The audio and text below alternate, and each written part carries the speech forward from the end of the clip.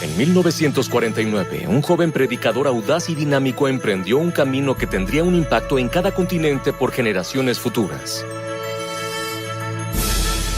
Por más de 50 años y a más de 210 millones de personas, Billy Graham habló apasionadamente sobre la esperanza segura encontrada en Jesucristo. Hay muchas cosas sobre Dios que no entiendo o comprendo. Acepto su revelación de sí mismo por fe. Él unió razas y denominaciones a través de un propósito común, al predicar en 185 países en todo el mundo. Cristo le pertenece a todas las personas. Él pertenece a todo el mundo. Él estuvo al lado de presidentes, conoció a dignatarios y líderes mundiales, y hoy Billy Graham es reconocido entre los líderes religiosos más influyentes en la historia del mundo. De nuestros archivos, los clásicos de Billy Graham. Esta noche quiero que vayan conmigo a Primera de Juan. En el 5º capítulo, les escribo estas cosas a ustedes que creen en el nombre del Hijo de Dios, para que sepan que tienen vida eterna y para que crean en el nombre del Hijo de Dios. Quiero hablar sobre conocer, estar absolutamente seguros de que conocen a Cristo, porque se escribió para darles seguridad de que sus pecados son perdonados y que van a ir al cielo. El Evangelio de Juan, sin embargo, se escribió para que crean que Jesús es el Cristo, el Hijo de Dios, y crean que tienen vida a través de su nombre. Es decir, el Evangelio de Juan fue escrito para llevarte a Cristo. Y las cartas de Juan fueron escritas para ayudarte a saber cómo vivir la vida cristiana y estar seguro de que conoces a Cristo. Hay muchas personas que van a la iglesia y muchas que fueron bautizadas y muchas que fueron confirmadas en una iglesia, pero no están seguras, no tienen seguridad, no saben con seguridad que Cristo vive en sus corazones. Primera de Juan fue escrita para que sepas que tienes vida eterna. En Primera de Juan 3:23 dice, y este es un mandamiento, que creamos en el nombre del Hijo de Dios. ¿Tú crees? Bueno, tú dirás, sí creo. ¿En serio? ¿Sabes qué significa creer en la Biblia? Lo que la fe es en la Biblia. Significa que entregas todo tu ser a Cristo. Es la historia que conté la otra noche, la diré de nuevo, sobre un hombre que vino de Francia y él anunció que iba a poner una cuerda floja sobre el río Niágara en las cataratas y caminaría sobre ella. Una gran multitud se reunió en ambos lados del río, el lado canadiense y el lado estadounidense, y lo vieron. Y claro, él caminó de ida y vuelta y aplaudieron. Lo hizo 2 o 3 veces y luego tomó un barril y puso unos 90 kilos de tierra adentro. Lo rodó de ida y de vuelta, lo rodó de ida y de vuelta. Luego preguntó, ¿cuántos aquí creen que puedo cruzar con un hombre? Y dijeron, sabemos que tú puedes. Y había un hombre en la fila de enfrente que estaba muy entusiasmado. Y él le dijo, Señor, ¿podría meterse al barril y ser el primer hombre? Ese hombre se fue. Y no lo culpo. Pero verán, eso es la fe. Pones tu peso total en el barril. Pones tu peso total en Cristo. Y Cristo es sobre quien tú pones la fe. Quien crea que Cristo es, quien crea que Jesús es el Cristo y es nacido de Dios. La fe es la certeza de lo que se espera, la convicción de las cosas que no se ven. La fe real conlleva la idea de compromiso. No solo creerlo en la cabeza, sino un compromiso de tu vida. Cada fase de tu vida a Cristo, tu vocación, tus estudios, tu novia, tu novio, tu vida sexual, todo es entregado a Cristo. La primera pregunta es, ¿en verdad lo crees? ¿Ya comprometiste tu vida a Cristo en su totalidad? Arregla eso. La segunda pregunta que examinamos, un cambio de actitud hacia el pecado. Primera de Juan 1, 8 y 10 dice, si afirmamos que no tenemos pecado, nos engañamos y no tenemos la verdad. Sí, como cristianos, a veces pecamos. Podemos pecar sin saberlo porque hay pecados de omisión, pecados de comisión. Alguien a quien debiste ayudar, alguien a quien debiste sonreír hoy para animarlo y no lo hiciste. Pero dice, si confiesas tus pecados, Él es fiel y justo para perdonarlos y nos limpiará de toda maldad. Si pecas, hay remedio. Dios te perdonará si lo confiesas. Y la Biblia dice, la sangre de Jesucristo, su Hijo, nos limpia de todo pecado. La sangre que fue derramada en la cruz, cuando Cristo murió, tiene poder 2000 años después para lavar todos tus pecados. Gracias a Dios que se quedó en la cruz. Y cuando pusieron esos clavos en sus manos y clavaron sus pies y perforaron su costado, Él se quedó ahí. No se bajó. Él se quedó en la cruz porque te amó. Él te ama esta noche. Quien quiera que seas, lo que hayas hecho, lo malo que hayas sido, Él te ama. Y cuando Él usa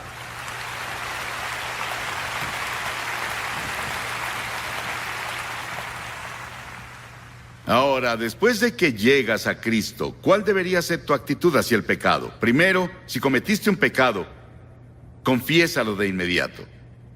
En segunda, olvídalo de inmediato, con su ayuda.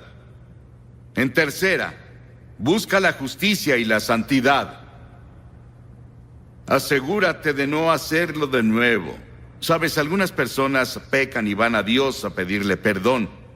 Y luego van y cometen el mismo pecado, lo cometen una y otra vez. Significa volverte de tu pecado. No vuelves a hacer eso de nuevo. En el Salmo 23, David dijo, confortará mi alma. ¿Necesitas que conforte tu alma hoy? Hay cientos de personas aquí esta noche que son creyentes, pero necesitas dedicarle de nuevo tu vida. Necesitas entregarte de nuevo. Hay personas aquí hoy a quien Dios está llamando a ser misioneros. Hay personas esta noche que Dios está llamando para trabajar en la iglesia. Hay personas aquí esta noche a quienes Dios les pide que hablen con personas, donde viven, donde trabajan, les hablen sobre Cristo. Y ese es trabajo misionero. Si eres miembro del cuerpo de Cristo y te has revelado, puedes confesarlo y recibir el perdón y total restauración. Él restaura tu alma. Es una cosa maravillosa. Y luego la tercera pregunta es, ¿tienes deseo de obedecer a Dios? Primera de Juan 2:3 dice, y en esto sabemos que nosotros le conocemos y guardamos sus mandamientos. Lee el Nuevo Testamento y marca todos los versículos donde dice que deberías hacer esto o vivir de tal manera y descubrirás que has fallado. Una señal infalible del nuevo nacimiento es que queremos obedecer a Cristo. No obedezco a Cristo porque temo no obedecerlo. Lo obedezco porque quiero. Amo a Cristo. Quiero obedecer su voluntad. Quiero hacer las cosas que Él quiere que haga. Como un devocional diario. Es difícil tener un devocional diario porque el diablo intenta evitarlo. Si abres la Biblia y comienzas a leer, el diablo te pondrá somnoliento. O alguien vendrá de inmediato a hablar contigo. O habrá un buen programa de televisión y la tentación es de ver el programa. Y no tienes tiempo de orar, no tienes tiempo para leer la Biblia. Luego, lo cuarto, hay una separación del mundo en Primera de Juan 2. No amen al mundo ni nada de lo que hay en él. Si alguien ama al mundo, no tiene el amor del Padre, porque nada de lo que hay en el mundo, la lujuria de la carne, la codicia de los ojos y la arrogancia de la vida, proviene del Padre, sino del mundo. Y si amas al mundo más de lo que amas a Cristo, no estás en el reino de Dios. ¿Cuántos de nosotros esta noche amamos el mundo? Al diablo lo llaman el Dios de este mundo. Lo llaman príncipe del poder del aire. Tiene tremendo poder. Hay muchos demonios en el mundo. Y esos demonios trabajan con el diablo para destruir la vida cristiana. En el momento en que recibes a Cristo, el diablo va a ir tras de ti. Te va a tentar. Él traerá cosas a ti con las que nunca habías sido tentado. La tentación no es de Dios. La tentación viene del diablo. ¿Y cómo repeles al diablo? Él tentó a Jesús. Él fue con Jesús en un tiempo en el que Jesús no había comido ni había bebido nada por 40 días y 40 noches en el desierto. Y él tentó a Jesús 3 veces y eran tentaciones reales. ¿Cómo Jesús lo combatió? No discutió, no debatió, no usó su poder sobrenatural. Solo citó las Escrituras. Cada vez que Satanás llegó con su tentación, Jesús citó un pasaje del Antiguo Testamento, un versículo. Y por eso es muy importante memorizar todas las Escrituras que puedas. He llegado a la edad donde es difícil memorizar las Escrituras. Desearía haber memorizado 10,000 veces más que las que memoricé de joven. Mientras estás joven, mientras estás en la escuela, después de salir de la escuela, esos primeros años puedes retener las Escrituras. Si tomas un versículo y lo memorizas, se quedará contigo toda tu vida. Si tú lo repites semana tras semana y semana tras semana, es tuyo de por vida. Y cuando el diablo venga con la tentación, estarás ahí con la espada, porque las Escrituras son la espada del Espíritu. Y esa es tu armadura que usas para luchar contra Satanás cuando viene. ¿Estás separado del mundo? Las Escrituras dicen, y el mundo pasará con sus malos deseos, pero el que hace la voluntad de Dios permanece para siempre. Y sabes, cuando yo enfrento una situación, debo ver este programa de televisión, debo ver esa película, debo hacer esta cosa en particular que está en el mundo, y hay duda en mi mente de si debo hacerlo o no. Hay ciertas preguntas que puedes hacerte. Primero, me pregunto, ¿viola algún principio de las Escrituras? ¿Lo que estoy a punto de hacer viola algún principio de las Escrituras? En segunda, ¿le quita la agudeza a mi vida cristiana? ¿No ansío a Dios después de ver eso, como antes de que lo viera? En tercera, ¿puedo pedirle a Dios que lo bendiga? Y luego me hago la cuarta pregunta. ¿Es una piedra de tropiezo para otros? Si alguien más que es creyente me viera haciendo eso, diciendo eso, perdiendo el control, lo que sea, ¿voy a ser una piedra de tropiezo para ellos? Y la quinta pregunta que me hago. ¿Amo a los cristianos de todas las denominaciones? ¿Amo a otras personas? ¿Amo al pobre lo suficiente para hacer algo para ayudarlos en su pobreza? ¿Amo a las personas en mi vecindario que tienen un color de piel diferente? ¿En serio los amo? ¿O solo los soporto? Solo es una actuación que represento. ¿Mi amor para otras personas es real, sin importar cuál sea su trasfondo? Las Escrituras dicen, nosotros sabemos que hemos pasado de la muerte a la vida porque amamos. El que no ama a su hermano permanece en la muerte. Muchos hijos de Dios que no andan con Cristo piensan que otras cosas son más atractivas que andar con Cristo y hacernos preguntas así. ¿Cómo podemos vivir en la presente sociedad y estar separados del mundo que el diablo dirige? ¿Cómo podemos? Solo con la ayuda de Cristo. Y la sexta cosa, si en realidad conoces a Cristo, no practicas el pecado. Primera de Juan 5:18. Sabemos que el que ha nacido de Dios no está en pecado. Aquel que nació de Dios lo protege y el maligno no llega a tocarlo. El diablo no puede tocarlo. Dirás, pero dice el que no peca. Esa palabra significa que no practiques el pecado. Puedes cometer un error, puedes gritar un momento, o puedes caer alguna vez, o 2 veces, o 10 veces, o 20 veces, o muchas veces.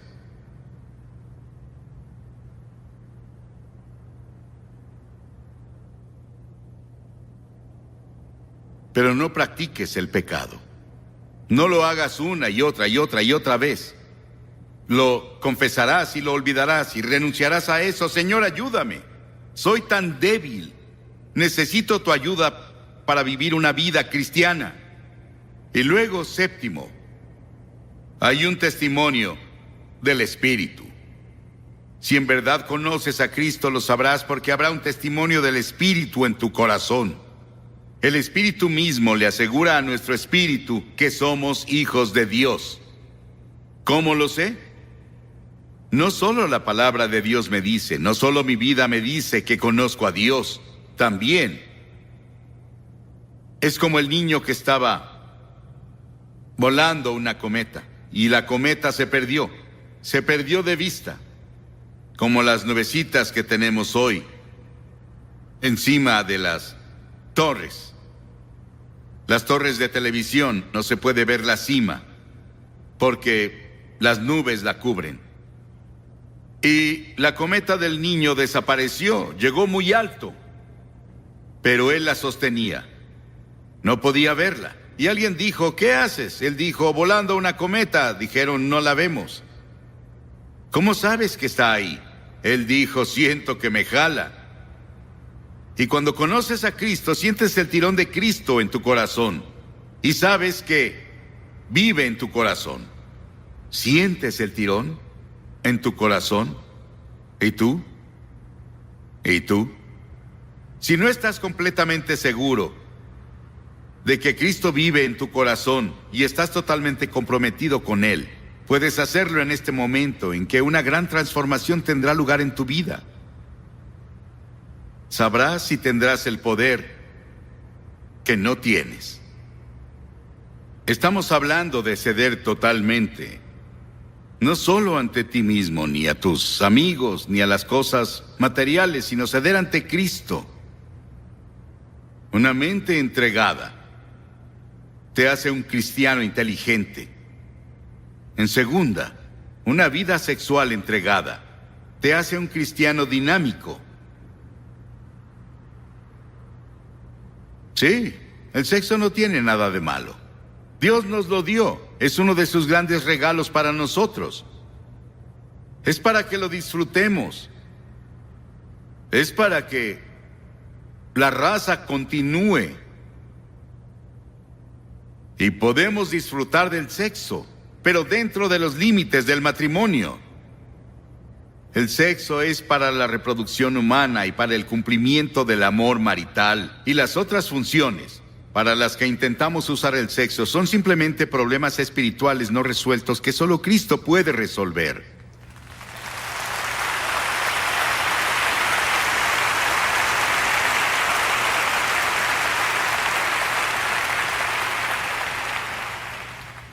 Y luego un cuerpo entregado hace que seas un cristiano útil. En Romanos 6 dice, de la misma manera también ustedes considérense muertos al pecado, pero vivos para Dios en Cristo Jesús.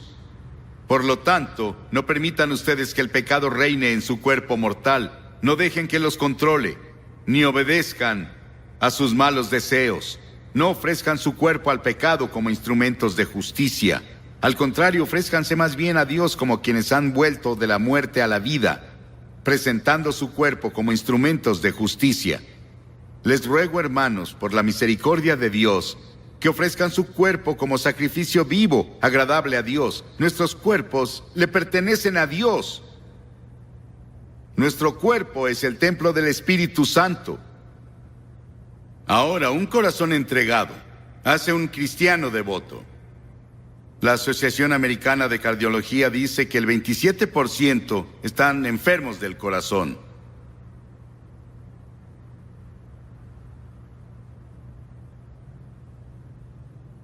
Pero también tenemos enfermedad espiritual del corazón. La Biblia habla de eso en Proverbios 12. El engaño está en el corazón. Proverbios 14. El hombre es inconstante en su corazón. Proverbios 18. El corazón del hombre es malvado. Proverbios 22. El pecado ata el corazón. El problema real del corazón del hombre es espiritual. Por eso necesitas ir a la cruz, a buscar perdón, a encontrar una nueva vida. Y Él dice que te dará un corazón nuevo y te cambiará por completo. Y finalmente, una voluntad entregada te hará un cristiano convincente y determinado. Una voluntad entregada. Verás, hay 3 hombrecitos dentro de todos. Está la mente, están las emociones y está la voluntad. Las Escrituras dicen, quien así lo quiera, que venga. No dice que quien lo consiga, o quien lo entienda, o quien lo merezca. Lo que dice es quien lo quiera. La puerta al reino de Dios está abierta para todas las personas aquí esta noche. Para vivir una vida victoriosa, vivir una vida gloriosa en la que conoces tu destino, conoces tu propósito y significado. Leí hace unos años que tuvieron una gran reunión en Inglaterra de obreros. Dwight L. Moody les habló y para terminar dijo: les ofrezco a Jesucristo, Cristo quien murió en la cruz y resucitó por ustedes. Les ofrezco a Cristo. Quiero que se levanten y digan: quiero o no quiero. Lo recibo a Él o no lo recibo a Él. Y un hombre se levantó vacilante y dijo: yo quiero. Y otro dijo: yo no. Otro dijo: yo quiero. Y otro dijo: yo no. Otro dijo: yo quiero. Y otro dijo: yo no. Y la audiencia estaba dividida. La mitad dijo: seguiré a Cristo, lo serviré, me entregaré a Él. Pero la otra mitad dijo: yo no quiero. ¿De cuál serás tú? ¿En qué grupo estarás? Porque verás, cuando respondes, también puedes decir: no quiero. ¿Quién vas a ser esta noche? Voy a pedirte hoy que digas: quiero. Hasta donde puedo entender, recibo a Cristo en mi corazón y quiero vivir el tipo de vida del que has hablado. No tengo fuerza y no tengo la energía, siento que no puedo hacerlo, pero estoy dispuesto a empezar. Estoy dispuesto a decir hoy, con la ayuda de Dios, entrego mi vida a Cristo como Salvador, Señor y Maestro. Y Él te hablará sobre servirlo en otras partes del mundo. Mi hijo mayor, Franklin, acaba de volver de Sudán. Él dijo que vio sufrimiento a una escala que no había visto en ningún lado en sus viajes por el mundo. ¿Qué haría Dios con algunos presentes en lugares así? ¿Qué vas a decir? ¿Quiero o no quiero? Te voy a pedir que te levantes de tu asiento, todos los que digan quiero, y quiero que se levanten y vengan y se paren aquí enfrente, como han visto cada noche, y digan hoy: le abriré mi corazón a Cristo, lo recibiré, me entregaré a Él. Quiero saber que voy a ir al cielo, quiero saber que voy a vivir para Cristo, quiero servirlo. Si estás con amigos o parientes, te esperarán. ¿Por qué te pido que vengas públicamente? Porque Jesús dijo: si no estás dispuesto a reconocerme ante los hombres, yo no te reconoceré delante de mi Padre que está en el cielo. Hay algo sobre venir al frente y pararse públicamente que complace a Cristo y ayuda al compromiso. Si estás en el coro, ven. Si eres un maestro de escuela dominical o si eres incluso pastor de una iglesia y no estás seguro cómo estás ante Dios, levántate y ven. Vamos a esperar. Voy a hacer más corto mi mensaje hoy, porque hace frío aquí. No sé si lo sienten, pero nosotros sí lo sentimos.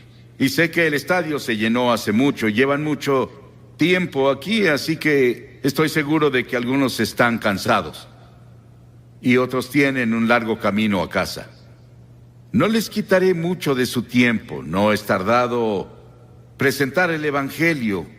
Escuché sobre un hombre que debía hablar por 20 minutos y habló por 30 minutos. Y después de una hora seguía hablando y el hombre que lo presentó ya no aguantó, así que tomó un mazo y se lo lanzó al predicador. Falló en pegarle y le dio a una mujer en la primera fila. Ella le dijo: pégueme de nuevo, lo sigo escuchando.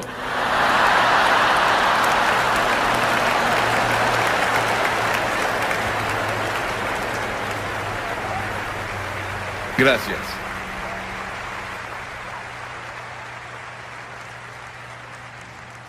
Quiero que vayan conmigo al capítulo 12 del Evangelio de Mateo. Capítulo 12 del Evangelio de Mateo, versículo 38. Comenzamos. Algunos de los fariseos y de los maestros de la ley le dijeron: Maestro, queremos ver alguna señal milagrosa tuya. Jesús les contestó: esta generación malvada y adúltera pide una señal milagrosa, pero no se le dará más señal que la del profeta Jonás. Porque así como Jonás estuvo 3 días y 3 noches en el vientre del gran pez, también el Hijo del Hombre estará 3 días y 3 noches en las entrañas de la tierra.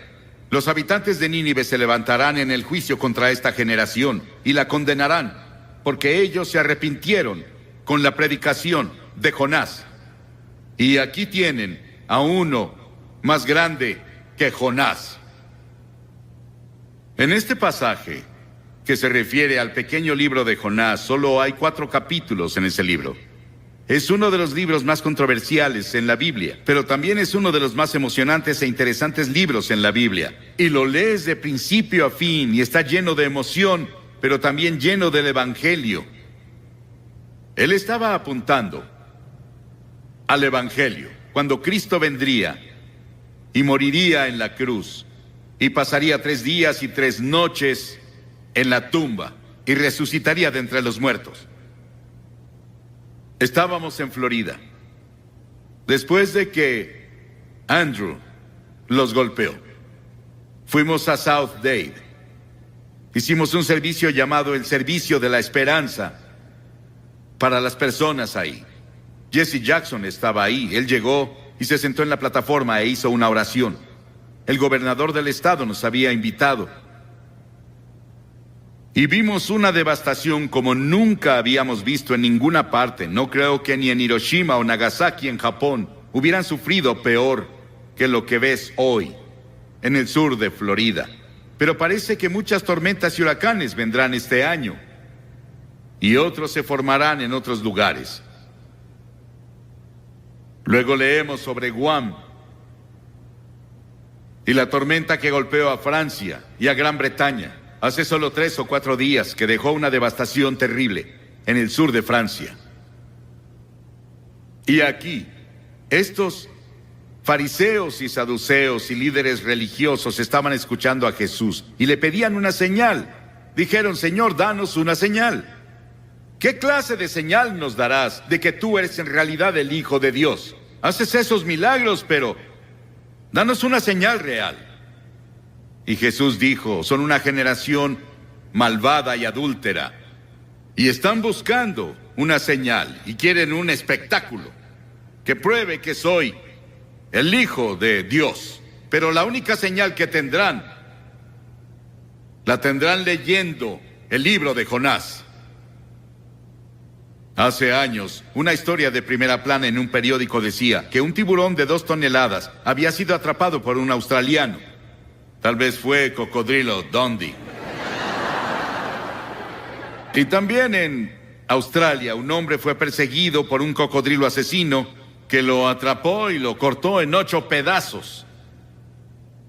Hicimos una película en Australia hace tiempo llamada The Shadow of the Boomerang.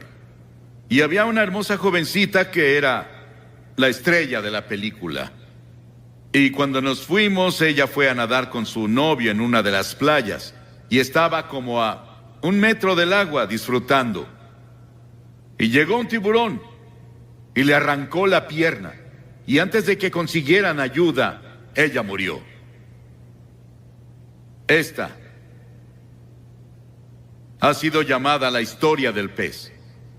Pero es más que eso. Es una historia real. Es la historia que Jesús mismo mencionó. Él atestiguó de eso. Hay 300 tipos diferentes de tiburones. Pero la Biblia no dice que Jonás fue tragado por una ballena. Dice que Jonás fue salvado, no destruido, por un gran pez. Y lo creo porque la Biblia lo tiene y Jesús lo autentificó. Con todas las cosas que están pasando en el mundo biológico hoy, las personas tienen mucho menos dificultad en creer los hechos de esta historia que hace 50 años. Dios fue con Jonás. Vivía en la parte norte de Israel. Y las Escrituras dicen en el primer versículo de Jonás: la palabra del Señor vino a Jonás. La palabra del Señor vino a Jonás. Pero a Jonás no le gustó el llamado que le dieron. Dios dijo: quiero que vayas a Nínive, esa gran malvada ciudad. Es la capital del imperio más poderoso en el mundo, y quiero que vayas a predicarles y a predicar arrepentimiento y a decirles que si no se arrepienten, voy a destruirlos. Y a Jonás no le gustó, no quería a los ninivitas, porque los ninivitas llegaban con sus ejércitos y eran personas muy crueles. La historia nos dice que estaban entre las personas más brutales de la historia, y la forma en que trataban a sus prisioneros era algo que no repetiría desde la plataforma. Era tan horrible y tan terrible que Jonás no los quería. De hecho, él los odiaba. Y dijo: no voy a ir, Señor. Él fue a Jope, se compró un boleto y se subió a un barco a Tarsis, que estaba del otro lado de España. Y mientras estuvo en el barco, llegó una tormenta, un huracán les pegó. Y los marineros se asustaron. Creyeron que iban a morir y dijeron: algo anda mal. Comenzaron a orar a sus diferentes dioses. Y el capitán bajó al casco del barco y vio a Jonás acostado ahí durmiendo. Y el capitán se dio cuenta de que algo estaba mal, porque él oyó que Jonás estaba huyendo de su Dios. Y el capitán lo despertó. Y los marineros después echaron la carga. Decidieron que, junto con Jonás, él admitió que él estaba mal. Y dijeron: ¿qué haremos contigo? Él dijo: láncenme por la borda, y cuando caiga por la borda, el mar se calmará. El salmista dijo: ¿a dónde podría alejarme de tu espíritu? ¿A dónde podría huir de tu presencia? Jonás no podía huir de Dios. El diablo siempre tendrá un barco listo cuando una persona quiere huir de Dios. Jonás pensó que había pagado el pasaje, y el capitán del barco pensó lo mismo. Ambos cometieron un error. El pasaje más costoso que se paga es cuando navegas lejos de Dios. Entonces sí pagas un precio. La paga del pecado es la muerte. Cuentan la historia de Aaron Burr, quien estaba en Princeton y fue a una reunión evangelística y tuvo la convicción de pecado por 2 semanas. Y se puso bajo las estrellas una noche y dijo: Dios, no soporto esta convicción que pusiste en mí de mis pecados. Si me dejas en paz, no te molestaré nunca. Y desde esa vez nos dijeron que su alma está muerta. Intentó encontrar algo al final de su vida, pero ya era muy tarde. Esos marineros echaron su carga y cayeron sobre Jonás. Y Jonás cambió de opinión, y Dios preparó un gran pez. 3 días y 3 noches tuvo para pensarlo. Qué terrible agonía debió sentir. Hay 2 formas de encontrar juicio: resistir e ir más profundo en tu pecado, o volverte a Dios. Pedro caminó sobre el agua y comenzó a mirar alrededor. Quitó sus ojos de Jesús y dijo: Señor, sálvame. La Biblia enseña que estamos muertos en transgresiones y pecados. La Biblia dice que eres un cuerpo, pero dentro de tu cuerpo está tu espíritu, tu alma. Es la parte con la que puedes tener comunión con Dios. Y está muerta. Y solo tienes vida por el Espíritu Santo cuando llegas y te arrepientes de tus pecados y recibes a Cristo como tu Señor y Salvador. Dios provee todos los medios de escape, pero tú estás atado de manos y pies por tus pecados. El Espíritu debe venir y cortar las cadenas, y luego tú saltas a tu libertad. Porque verás, esta historia nos cuenta la historia de la cruz. Que Jesucristo murió en la cruz, que fue enterrado, que resucitó y está vivo esta noche. Él quiere entrar a tu corazón y cambiar la dirección de tu vida y darte paz y gozo como nunca has conocido. El Evangelio de Jonás. El Señor dio una orden y el pez vomitó a Jonás en tierra firme. Y la palabra del Señor vino a Jonás por segunda vez. Dios le dio otra oportunidad. Dios dijo: ve a Nínive. Y Jonás se levantó y fue a Nínive de acuerdo con la palabra del Señor. Y él clamó y dijo, comenzó a hablar en Nínive y dijo: Dios los librará por otros 40 días. Pero arrepiéntanse, arrepiéntanse. El juicio ya viene.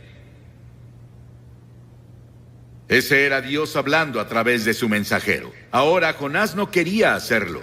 No sentía ganas de hacerlo. Pero estuvo entregando el mensaje del Señor. Y el mensaje de Jonás no daba promesa de misericordia. Era un mensaje de arrepentimiento. Pero las personas de Nínive creyeron su mensaje. Y la Biblia dice que el avivamiento más grande, la mayor campaña evangelística en la historia del mundo, tuvo lugar en Nínive. Era una ciudad de tal vez 600,000 personas, más o menos según el comentario que lean. Y toda la ciudad, desde el rey hasta el más bajo, se arrepintieron. El rey se quitó el manto real, bajó del trono, fue a la calle, a la tierra, en cilicio y cenizas, y se arrepintió de sus pecados. Y Dios tuvo misericordia no solo del rey, sino de las personas, y todas las personas fueron salvadas. Eso podría pasar aquí. ¿No sería maravilloso si Portland, toda la ciudad, todo el estado de Oregon, todo el noroeste, se volviera a Dios?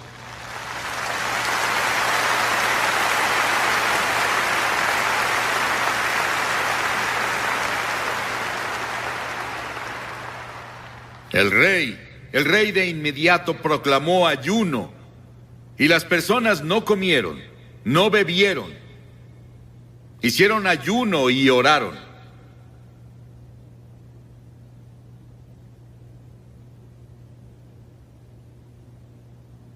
Tuvieron un gran avivamiento espiritual en Nínive. Los habitantes de Nínive, dijo Jesús, se levantarán en el juicio contra esta generación y la condenarán, porque ellos se arrepintieron con la predicación de Jonás. Pero uno más grande que Jonás está aquí. Si ellos se arrepintieron con la predicación de Jonás, ¿cuánto más debieron arrepentirse cuando oyeron el Evangelio de Cristo? Dios nos está advirtiendo ahora con la enfermedad del SIDA, con los huracanes y terremotos, con la violencia y todo tipo de problemas que ahora están afectando a todo el mundo, nuestros problemas económicos. Todas esas cosas Dios las está usando para hablarnos. Y si no nos arrepentimos y nos volvemos a Él, el juicio vendrá. En Génesis 6, hablando de los días de Noé, las Escrituras dicen: no contenderá mi espíritu con el hombre para siempre. Serán sus días 120 años. Dios dijo: les daré 120 años para que se arrepientan. Si no se arrepienten, van a ser destruidos. Al final, cuando Noé estaba listo para entrar al arca, dijo Dios: les daré 7 días más. Y ya.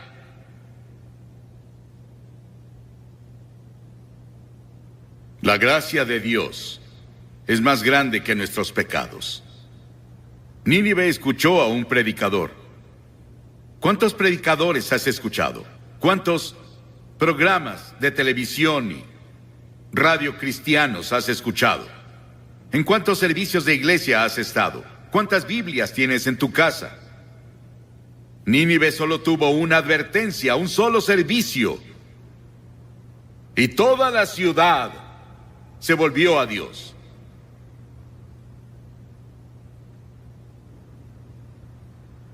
Jonás no estaba feliz con todo eso. Él no quería ver a las personas de Nínive salvarse. Jonás tuvo un momento de debilidad. No era necesariamente un hombre débil, pero un momento de debilidad no prueba que fuese un hombre débil. Muchos tenemos momentos de debilidad.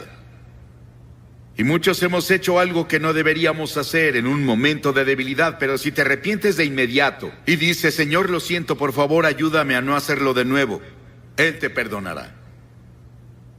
Y Jonás fue al este de la ciudad y se dedicó a sacar su camper y descansar, solo mirando la ciudad desde... Él se encontraba en las montañas. Quería ver qué pasaba con las personas. Él quería ver si ese avivamiento duraba. Él quería ver si su campaña evangelística duraba. Y él no lo creyó porque no tenía confianza en las personas de Nínive. Él no tenía confianza siquiera en Dios, en que Dios podía hacerlo. Pero Dios preparó una planta para que creciera sobre él y lo protegiera del viento y de quemaduras del sol. Jonás se apegó tanto a aquella planta que casi se enamoró de ella.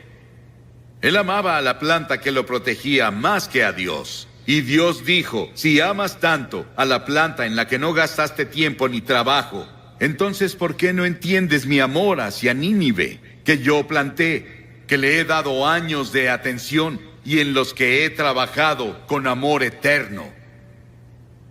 Esa es la base de la gracia de Dios hacia nosotros. Hizo que nacieras. Él puso tiempo y esfuerzo a través de tu familia, como Bob nos dijo hace unos minutos. Él derramó su amor. Y las Escrituras dicen que Dios demuestra su amor hacia nosotros, que aun siendo pecadores, Cristo murió por nosotros.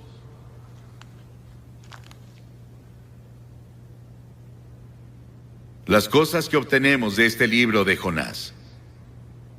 Dios se preocupa por ti. Dios es poderoso y puede usar las fuerzas de la naturaleza para despertarte y llevarte al reino. En Año Nuevo, en 1929, Georgia Tech enfrentó a la Universidad de California en el Tazón de las Rosas. En el juego, un jugador interceptó un pase, pero se confundió y corrió en la dirección opuesta. Un compañero lo tacleó, justo antes de que anotara un touchdown contra su propio equipo. En el medio tiempo, todos los jugadores fueron a los vestidores y se sentaron preguntándose qué diría el entrenador. Ese joven se sentó solo, se puso una toalla sobre su cabeza y lloró como bebé. Cuando el equipo iba a volver al campo para la segunda mitad, el entrenador lo sorprendió cuando anunció que los mismos jugadores que iniciaron la primera mitad iniciarían la segunda. Todos los jugadores dejaron los vestidores, salvo este joven. Él no se movió. El entrenador miró y lo llamó de nuevo, y vio que sus mejillas estaban mojadas con grandes lágrimas de hombre. Y dijo: entrenador, no puedo hacerlo. Lo arruiné. He arruinado y deshonrado a la Universidad de California. Me arruiné yo mismo. No podría enfrentar la multitud en el estadio de nuevo. El entrenador puso su mano sobre su hombro y dijo: Roy, levántate y regresa. Este juego solo va a la mitad. Cuando leí la historia dentro de mí dije, ¡qué entrenador! Cuando leí la historia de Jonás y leo la historia de miles como él, digo, ¡qué Dios! Que me da una segunda oportunidad. Y a algunos les está dando otra oportunidad esta noche para darle tu corazón y tu vida a Cristo y asegurarte que si mueres te irás al cielo. Voy a pedirte que te levantes de tu asiento ahora y vengas a pararte frente a esta plataforma y digas al venir, abro mi corazón y le doy mi vida a Cristo. Tal vez fuiste bautizado o confirmado y eres un buen miembro de la iglesia, pero en el fondo no estás seguro. No estás seguro como estás ante Dios y no estás seguro de que te has arrepentido o que en verdad por fe lo recibiste como Señor y Salvador. Él te ofrece su misericordia y su amor y su gracia esta noche y dice, te amo. Y voy a pedirte que vengas y dirás, ¿por qué le pides a las personas que pasen públicamente? Todas las personas a las que Jesús llamó lo hizo públicamente, ¿sabías eso? Cada persona que llegó a Cristo en el Nuevo Testamento fue públicamente. Él dijo, si no estás dispuesto a reconocerme ante los hombres, no te reconoceré ante mi Padre que está en el cielo. Levántate y ven ahora desde arriba en la galería toda esa parte. Y si estás viendo por televisión en otros países o en otro estadio, levántate y ve al frente de tu pantalla como las personas que ya comenzaron a venir. Vamos a esperar. Ora por la persona que está a tu derecha, a tu izquierda, enfrente de ti y atrás de ti. Tal vez nadie ha orado por ellos antes, para que encuentren un Salvador. Ora por ellos. Vamos a hacer que toda la audiencia haga una oración en silencio. Pídele a Dios que haga una obra poderosa esta noche en los corazones de muchas personas. Muchas personas ya vienen en camino. Ven.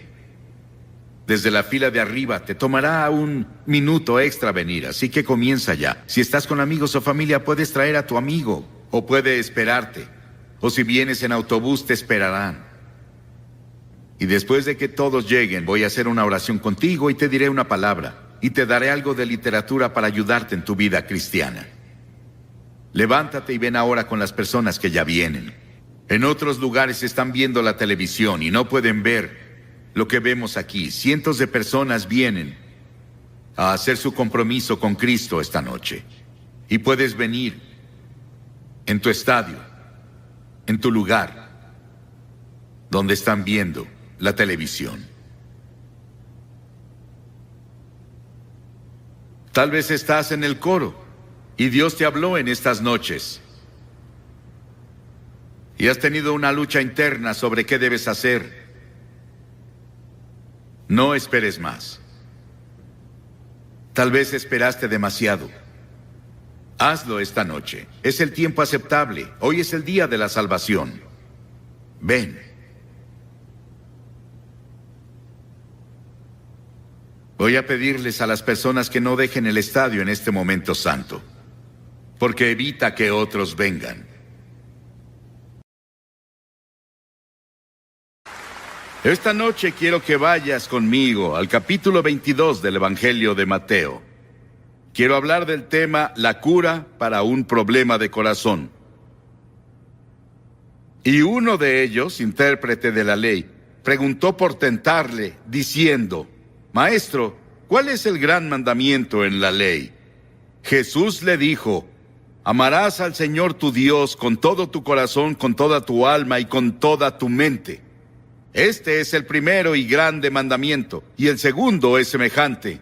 Amarás a tu prójimo como a ti mismo. De estos dos mandamientos depende toda la ley y los profetas. Piénsalo, toda la ley y los profetas están en estos dos mandamientos. Quiero darte el texto de las Escrituras de nuevo para que lo memorices. Es Mateo 22 y 37, 38, 39 y 40. Y Jesús no se equivocó. Él lo hizo deliberadamente, listó el corazón. Primero, amarás al Señor tu Dios con todo tu corazón, toda tu alma y todas tus fuerzas. Sabes, aquí en Syracuse, cuando entré a la ciudad por la I-690, hay un gran anuncio indicando que Syracuse es el corazón del estado de Nueva York. Y creo que lo es. Es el corazón del estado de Nueva York, y el presidente Roosevelt, Franklin Roosevelt y Eleanor Roosevelt, estaban asociados en todo el mundo con el centro de Nueva York. Y Bernard Baruch, quien fue uno de los grandes filósofos y consejeros de 6 presidentes y uno de los más brillantes líderes judíos en el país y un amigo mío. Una vez Eleanor Roosevelt le dijo: si mi cabeza dice una cosa y mi corazón dice otra, ¿a quién sigo? Y Bernard Baruch le dijo a la señora Roosevelt: siga su corazón. Verás, el corazón es el centro de tu vida.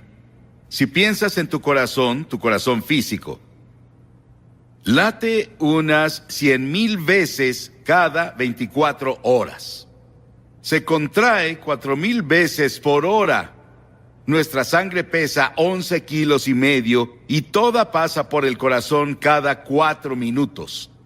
En Proverbios 23:7, las Escrituras dicen: ¿cuál es su pensamiento en su corazón? Tal es él. Y el corazón se usa en toda la Biblia. Se considera mucho más que un simple órgano. Es el contenedor de las emociones. De pequeño recuerdo que solíamos escribir iniciales en los árboles o en las paredes de algunos graneros, el nombre de nuestra novia y una imagen del corazón. El día de San Valentín es día para los enamorados, y el símbolo es un corazón. Cuando nos asustamos o emocionamos, ponemos las manos sobre el corazón, es el centro de nuestras emociones. Cuando saludamos a la bandera, como el otro día en el Club Rotario, cuando saludaron a la bandera y cantando el himno nacional, ponemos la mano sobre el corazón. O decimos algo de las grandes cosas patrióticas, ponemos las manos en el corazón. El corazón también es el contenedor de la acción decisiva. La Biblia dice, el necio dice: no en mi mente, en su corazón. No hay Dios. Y las Escrituras dicen en Proverbios 4, por sobre todo guarda tu corazón, porque de él mana la vida. El corazón es el contenedor de la fe y también la base de la duda. Cristo dijo, del corazón salen los malos pensamientos, los homicidios, los adulterios, la inmoralidad sexual, los robos, los falsos testimonios y las calumnias. Pero tienes algo mal con tu corazón y yo tengo algo mal con mi corazón. Ambos están enfermos con una enfermedad que la Biblia llamó pecado. Verás, el corazón también es el contenedor de la vida. La Biblia dice que tu corazón vivirá para siempre. Piénsalo, tu corazón morirá e irás a la tumba, pero tu corazón, tu alma, tu espíritu vivirá para siempre. Dentro de 1000 años aún estarás vivo. Cuando Dios ve al hombre, Él no ve el color de su piel, el tipo de ropa que usa o su posición social. La Biblia dice que el corazón de una persona negra o de una persona oriental o de una persona blanca, del corazón manan los asuntos de la vida. Y ningún médico de la tierra puede distinguir uno del otro. Todos somos iguales a los ojos de Dios. La Biblia dice que el hombre ve la apariencia externa, pero Dios ve el corazón. Y en las Escrituras, el corazón es considerado el símbolo de toda la persona. Cuando Stephen de Colonna cayó en manos de sus atacantes y le preguntaron con burla, ¿ahora dónde está tu fortaleza? Stephen puso su mano sobre su corazón y dijo, aquí está mi fortaleza. Helen Keller, quien era ciega, sorda y muda, escribió, las mejores y más hermosas cosas del mundo no se ven o se tocan, solo se sienten en el corazón. Verás, el corazón se establece como el centro de la vida moral, espiritual e intelectual de una persona. Es el contenedor de la conciencia y vida de una persona. Y es extremadamente importante. Y la pregunta que quiero hacerte hoy es, ¿tu corazón está bien? ¿Tu corazón está bien? ¿Está bien con Dios? Porque si no está bien con Dios, tus pecados no están perdonados. No irás al cielo cuando mueras. Nuestros corazones deben estar bien. No te pregunto por tu vida exterior, no te pregunto por tu vida intelectual o tu estatus financiero o tu vida social. Te pregunto por tu corazón. ¿Qué hay en tu corazón? En lo profundo de tu corazón hoy, ¿qué cree? ¿Cómo estás hacia Dios? ¿Estás bien con Dios? La Biblia dice, prepárate para encontrarte con Dios. Y antes de prepararte para encontrarlo, tu corazón debe estar bien. Tu corazón debe ser tocado por el Espíritu Santo. Ahora, ¿qué nos enseña la Biblia sobre el corazón? La Biblia nos enseña que nuestros corazones son pecaminosos. Son pecaminosos. El mío, el tuyo, nacemos con eso desde Adán y Eva. Pasó de generación en generación y la Biblia dice, antes que nada, que nuestros corazones están llenos de imaginaciones malvadas. Proverbios 6:18, el corazón que hace planes perversos. ¿Qué imaginas? ¿Cuáles son tus fantasías? ¿Sobre qué fantaseas? Y en segunda, la Biblia dice que el corazón es desesperadamente malvado y engañoso. Jeremías 17:9, engañoso es el corazón más que todas las cosas y perverso. ¿Quién lo conocerá? Ese es tu corazón. Es lo que la Biblia piensa de tu corazón, es lo que Dios piensa de tu corazón y el mío. La Biblia dice que el corazón está lejos de Dios en Mateo 15. Este pueblo me honra con su boca y me honra con los labios, pero su corazón está lejos de mí. ¿Cuántos vamos a la iglesia y cantamos? ¿Cuántos vamos a la iglesia y escuchamos a los predicadores? ¿Cuántos por fuera vivimos una vida relativamente buena, pero nuestro corazón está lejos de Dios? No tenemos esa experiencia con Cristo, en la que Él está en nuestros corazones todo el día y pensamos en Él y oramos a Él, y está cerca de nosotros. Debería estar, y no llevamos en nuestros cuerpos y vidas el fruto del Espíritu, que es amor, gozo y paz, paciencia y fe. Y luego, la Biblia dice que nuestros corazones son un cofre de maldad. Marcos 7, Jesús dijo que de adentro del corazón proceden los pensamientos malos. Los pensamientos malos vienen del corazón, los adulterios. Tal vez cometes adulterio con tu cuerpo, pero inicia en el corazón y en la mente. Y las fornicaciones, y los homicidios, los robos y las codicias, las maldades y el engaño, la lascivia y las miradas de odio, la blasfemia, el orgullo y la terquedad. Todas esas cosas, la Biblia dijo Jesús, vienen del corazón. La cosa más importante en el mundo para ti hoy es asegurarte de que tu corazón esté bien con Dios y que te haya perdonado todas esas cosas. ¿Y cuántos hoy tienen corazones oscurecidos? A veces estoy absolutamente impresionado con la ignorancia del mundo. Y la ignorancia viene del hecho de que ellos no conocen a Dios. Ellos no conocen la Biblia. No conocen el plan de Dios para los siglos. Entonces cometen muchos errores porque su corazón está oscuro. Y Satán cegó sus ojos.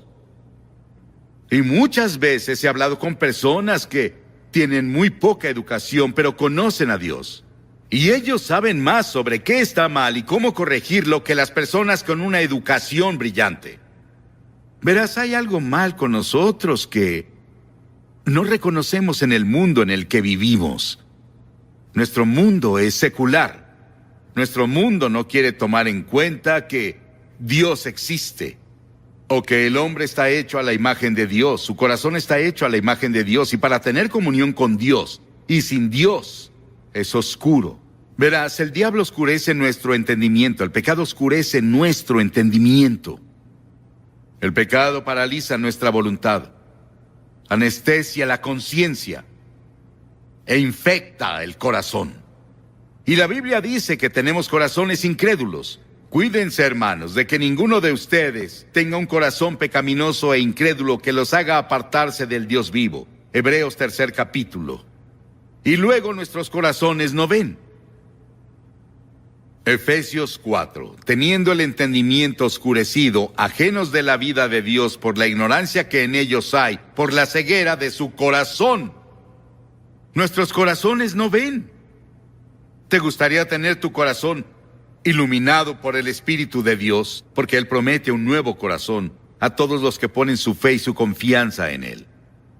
Y tú puedes hacerlo ahora. ¡Qué cosa tan maravillosa! Y la Biblia dice, engañoso es el corazón más que todas las cosas. Piénsalo, sobre todas las cosas el corazón es engañoso.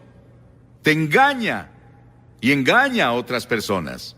Y luego el Salmo 101 dice que nuestro corazón es orgulloso. Al de ojos altivos y soberbio corazón no lo soportaré, dice Dios. Y la Biblia dice que nuestros corazones son rebeldes. Este pueblo tiene corazón falso y rebelde. Se apartaron y se fueron. La Biblia dice que nuestros corazones son idólatras. Pensamos en otras cosas más de lo que pensamos en Dios, y cualquier otra cosa en la que pienses más que en Dios se vuelve idolatría. Podría ser esa caja del rincón en tu cuarto llamada televisión. Y pasas más tiempo en la televisión que en tu Biblia. Más tiempo pensando sobre lo que has visto en televisión que en la Biblia. Y a veces tengo que ponerme de rodillas y confesar que he hecho lo mismo.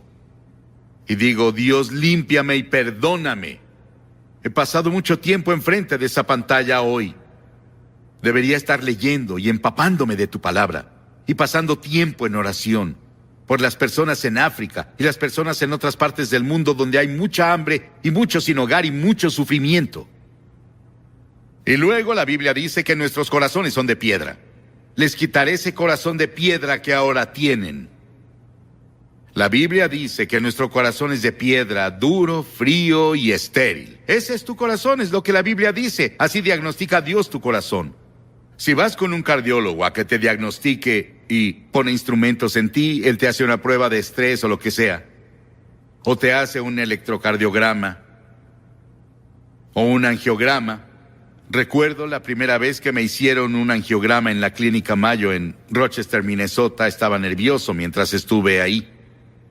Y le dije al doctor, había varios doctores, y dije, ¿cuándo van a insertar ese tubo y pondrán esa tintura en mi corazón? Porque tenían una gran pantalla. Él dijo, ya está adentro, mira ahí. No supe cuándo lo hicieron. Me predispusieron y dije, vaya. Y me pusieron nervioso por eso. La Biblia también dice que nuestros corazones pueden endurecerse. Verán, Faraón estaba viendo algo sobre los 10 mandamientos la otra noche en casa. La estaban pasando en una de las estaciones. Cómo Faraón endureció su corazón. En Éxodo 7 dice, el Señor le dijo a Moisés, el corazón de Faraón está endurecido y no quiere dejar ir al pueblo. Dios envió 10 plagas para suavizar a Faraón. Y él prometió todas las veces que dejaría que el pueblo de Israel dejara Egipto. Eran esclavos en Egipto. Pero no lo hizo. Rompió su promesa cada vez. Y endureció su corazón. Y les voy a decir algo. La Biblia dice, el que endurece su corazón y es reacio a las reprensiones, será destruido de repente y sin remedio. En otras palabras, habrá una última vez que endurezcas tu corazón y todo terminará. No habrá otra ocasión para ti. Porque verás, cuando endureces tu corazón, construyes un anillo alrededor y el Espíritu Santo tal vez te hable de nuevo. Pero tu corazón estará endurecido. Será como el corazón de Faraón, se vuelve más y más duro cada vez. Hasta cuando Dios te hable, ya no podrás oírlo. ¿Qué piensas tú? ¿Tu corazón está bien? Dios toma nuestro corazón y lo sopesa. Piensa en Él, Dios Todopoderoso, estudiando tu corazón. Todo camino del hombre es recto en su propia opinión, pero Jehová pesa los corazones. Proverbios 21:2. Las Escrituras dicen, porque si dijeres, ciertamente no lo supimos, ¿acaso no lo entenderá el que pesa los corazones? El que mira por tu alma, Él lo conocerá, y dará al hombre según sus obras. Él conoce tu corazón, Él lo estudia. No puedes engañarlo ni esconderte. Él conoce todos tus secretos. ¿Cómo estás delante de Dios? ¿Tu corazón está bien con Dios? Luego la Biblia dice que Él pesa el corazón, prueba el corazón. ¿A qué te refieres con Él pesa el corazón? Bueno, Él pesa tu corazón con los 10 mandamientos. Él lo pesa con el sermón de la montaña. Él lo pesa con la gran ley que leímos. Él lo pesa con la vida de Cristo. Él lo pesa con las enseñanzas de las Escrituras en la forma en que debemos vivir. Él pesa tu corazón. ¿Cuánto pesas? Pero hay algo más. En todas las Escrituras leemos sobre la sangre de Jesucristo.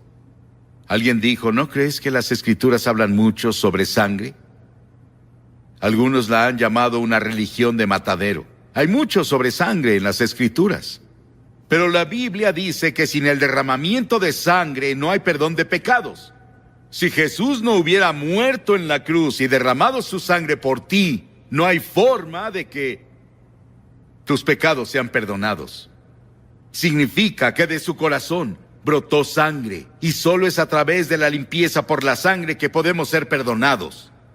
Y luego la Biblia dice que Dios prepara el corazón por el Espíritu Santo. Él prepara tu corazón. Tu corazón ha sido preparado por esta reunión hoy. Él te prepara con las muchas experiencias en tu vida. La Biblia dice, las disposiciones del corazón del hombre son del Señor. Muchas de las experiencias que consideraste terribles, Dios te estaba preparando. La Biblia dice que Él abre el corazón. Hechos 16:14. El Señor abrió su corazón. Qué maravilloso que Dios prepare el corazón y luego lo abra y luego lo ilumine. Sus ojos del entendimiento fueron abiertos. Sin esclarecimiento, abrir los ojos y la preparación por el Espíritu Santo, nadie puede recibir a Cristo. Verás, la salvación es del Señor. Lo recibimos, pero es todo de Dios. Él es quien dio a su Hijo en la cruz. Él es quien envió al Espíritu Santo a convencerte. Él es quien hizo posible que vinieras aquí esta noche y pudieras recibirlo en tu corazón. Y la Biblia dice que Él te da un nuevo corazón. Dios dice que el corazón viejo no sirve. Debes tener uno nuevo y Dios no te parcha. Les daré un nuevo corazón y les infundiré un espíritu nuevo. Les quitaré ese corazón de piedra que ahora tienen y les pondré un corazón de carne. Dios dice que necesitas un corazón nuevo. ¿Qué tal tú? ¿Ya recibiste el nuevo corazón de Dios? Si dices, Billy, ya fui bautizado, fui confirmado, e intento vivir una buena vida. No tengo éxito, pero lo intento. Intento ir a la escuela dominical de vez en cuando, voy a la iglesia o veo en la televisión algún servicio de la iglesia. Y creemos que es suficiente. Pero no lo es. Sí, tal vez naciste de nuevo al momento de la confirmación, pero muchos de ustedes necesitan reconfirmar sus votos de confirmación. Necesitan acercarse al Señor y decir, Señor, no he guardado mis votos y quiero reconfirmarlos. Quiero rededicar mi vida a lo que prometí en la confirmación o lo que prometió para mí en el bautismo. Muchas personas están así, miles de personas. Ya seas tu denominación, no importa. A una chica de la escuela dominical le preguntaron cuál de las bienaventuranzas te gustaría tener y dijo, ser pura de corazón. Preguntaron por qué. Ella dijo, porque si puedo obtener un corazón puro, poseeré todas las demás cualidades de las que se habla en el capítulo. Si tu corazón está bien, el resto va a estar bien también. Cristo cambió el patrón de vida. Él dijo que un hombre bueno saca del buen tesoro de su corazón, produce cosas buenas, y un hombre malo de sus tesoros malos saca cosas malas. Cristo dijo, si un hombre no nace de Dios, no puede ver el reino del cielo. ¿Cómo lo recibes? Primero, debes arrepentirte del pecado. Debes decirle a Dios, Señor, he pecado, lo siento. Estoy dispuesto a cambiar mi forma de vivir, eso es arrepentimiento. Estoy dispuesto. Nota que no puedes hacerlo solo, Dios tiene que ayudarte incluso en arrepentirte. Y luego lo recibes por fe. Cuando subí a esta plataforma la otra noche por primera vez, no salté encima y la revisé para ver si estaba construida para soportar a un hombre. Tengo fe en las personas que la pusieron aquí. Cuando te sientas en esa silla no ves y sientes si te va a aguantar. Crees en las personas que la armaron. Y es exactamente ese tipo de fe de la que estamos hablando, la fe en Cristo. En ninguna otra cosa, solo en Cristo. Y es lo que Él hizo en la cruz. Y la resurrección, cuando Dios lo resucitó de los muertos, Él está vivo. Y voy a pedirte que lo hagas como vimos anoche, más de 1000 personas lo hicieron. Voy a pedirte que te levantes de tu asiento desde la galería de arriba, les tomará 1 minuto o 2. Y todos los que están aquí abajo que Dios les ha hablado y en el coro. Tal vez eres un líder en la iglesia. Anoche incluso un clérigo vino. Pero debes querer hacer ese compromiso. Voy a pedirte que hagas ese compromiso esta noche y digas: Señor, quiero un corazón nuevo. Quiero irme siendo una nueva persona. Quiero andar un camino diferente. Jesús dijo que hay dos caminos, uno estrecho y uno amplio. ¿Estás en uno o en otro? ¿En cuál estás? Jóvenes, personas mayores, quien seas, te voy a pedir que vengas y te pares aquí públicamente. ¿Por qué lo hago públicamente? Cuando Jesús murió en la cruz, Él murió públicamente en tu lugar, y Dios puso sobre Él todos nuestros pecados. Públicamente dijo: si no estás dispuesto a reconocerme públicamente ante los hombres, no te reconoceré ante mi Padre que está en el cielo. Hay algo cuando vienes y lo haces público que Él requiere.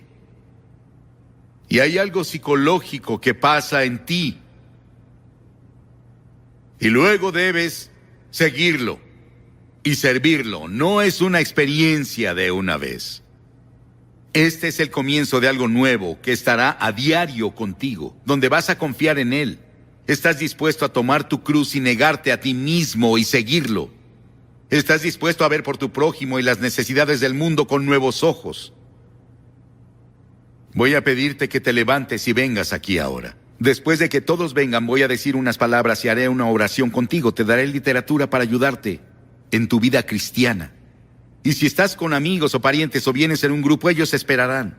Pero levántate y ven. Solo vas a estar unos momentos aquí. Levántate y ven ahora. Cientos de ustedes oyeron que Dios los llamó. Hay una voz dentro de ti que dice que vengas. Ven esta noche. Desde aquí, desde allá arriba y en el coro, Dios les habló a algunos de ustedes. Levántate y ven. Estamos en el Carrier Dome. Esta estructura hermosa y magnífica aquí en Syracuse, Nueva York, en la parte central del estado. Y qué maravillosa parte de Estados Unidos es esta. Esta noche, como ves, ha habido cientos de personas respondiendo y viniendo para hacer su compromiso con Cristo o renovar sus votos a Cristo. Y necesitas hacer lo mismo tú que estás viendo. Tal vez estás en un hotel o en tu casa, donde sea. Haz tu compromiso con Cristo esta noche. Él entrará a tu corazón. Que Dios te ayude a hacer este compromiso esta noche. Dios te bendiga.